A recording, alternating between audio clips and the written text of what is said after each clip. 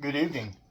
Hey, this is Sunny Days. It is the 29th of May, 2026, and it's currently 18:57 right now, or you could say it's 6:57 p.m.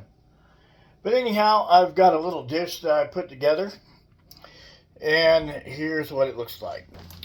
So we've got this. This is going to be a enchilada. I'm going to use the red sauce this time. I really like the green sauce better, but I'm out. But anyhow, from what I see, 1, 2, 3, this is going to be like a 4-layer. So what I did is I had some chicken that I smoked in the smoker yesterday. You guys know that I like making smoked meat. So there's my chicken.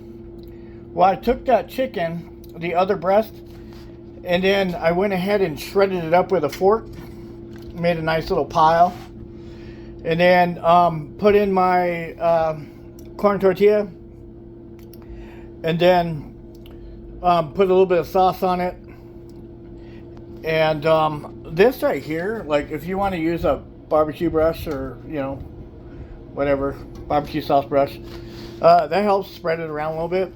So I put some sauce on there, and then I covered it with meat, and then I put a layer of cheese, and then I put more of this sauce on there. And this is my finishing layer there. And then when it's done, I'm gonna put sour cream on top. So the oven is currently preheating right now. It's going to be 375 when I'm done. So yeah, 375. So we're using this Mexican style 4-cheese blend. That's what's on there. So as soon as the stove hits 375, then I'm going to go ahead and put that. And then I'm going to leave it in there. The meat is already cooked. So all you got to do now is at this point just put it in there long enough for all the cheese to melt and everything to get warm. And I would say that would probably be about a half an hour maybe. But I was having second thoughts about covering it. But I think I'm going to cover it so that the corn tortilla doesn't dry out and get really brittle. It'll keep the moisture in there, and with the moisture in there, it'll keep everything soft. It'll kind of steam itself. So let's go with that. All right, let's go ahead and get it covered up and get it ready. Okay, so we got it covered up. And now I just got to wait for the oven to go ahead and finish preheating. So for now, I guess yeah, we still got I think I want to go another 115 degrees. I think I set it for 375. So we'll go ahead and put that away. We'll use that for another day. I'm going to wrap that up, and I'm going to put that in some Ziploc bag and put that back in the freezer and label it on what it is. So this chicken that I smoked, what it is it was smoked using pecan wood. So I had a lot more pecan than I had hickory and apple wood. I was gonna use hickory, but I'm trying to use up everything evenly. But pecan came out pretty good with this. And both of these, there was 2 breasts in here, and these ones were smoked using a different rub. I think I used the soul food rub on this one, on these 2, and then the one that we had last night, that one was rubbed down with a a Caribbean jerk. And then they were smoked, 1 hour open, and then 2 hours closed up in foil to keep the moisture in.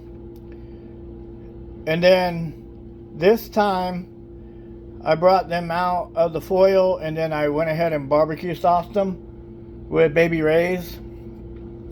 And this time I wrapped them for the last part. The last part is for an hour. The last time I tried to do it, I left them open with the barbecue sauce and put them in there for like an hour.